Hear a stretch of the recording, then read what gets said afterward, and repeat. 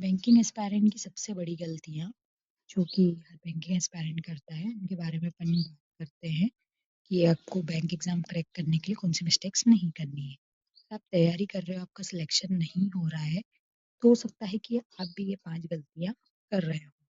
जैसे random study, बिना strategy के कोई भी सब्जेक्ट पढ़ रहे हो, हर दिन अलग सब्जेक्ट पढ़ रहे हो, उसका कोई टाइम फिक्स नहीं है कि कौन-सा सब्जेक्ट पढ़ना है, कितनी देर पढ़ना है।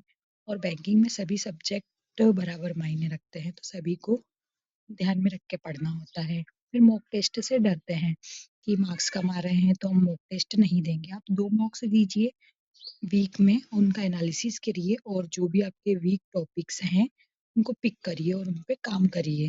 फिर करंट अफ़ेयर्स इग्नोर करना, तो स्टैटिक जीके पर ज़्यादा फ़ोकस नहीं कर रहे हैं, करंट अफ़ेयर्स पढ़ नहीं रहे हैं डेली, अगर पढ़ भी रहे हैं तो रिविज़न नहीं कर रहे हैं। करंट अफ़ेयर्स पढ़ना जितना ज़रूरी है, उतना ही उसका रिविज़न करना भी ज़रूरी है। फिर कंसिस्टेंसी की कमी की 2-3 दिन पढ़ लिया, फिर 1 दिन का ब्रेक। तो बैंकिंग सेक्टर में अगर आप कंसिस्टेंसी आपकी नहीं है, तो आपका सिलेक्शन नहीं होगा क्योंकि 4 दिन में अगर कोई व्यक्ति नहीं पढ़ता है, तो उसको ऐसा लगता है कि मेरी कुछ भी तैयारी नहीं है। तो उसका एकदम उसकी प्रोसेस धीरे होने लगती है, उसका हाथ ही धीरे चलने लग जाता है। और आप डिसिप्लिन रहिए, आपकी जो भी टाइम आप और आपने बना रखा है कि 4-5 घंटे पढ़ना है, आप डेली पढ़िए उसको।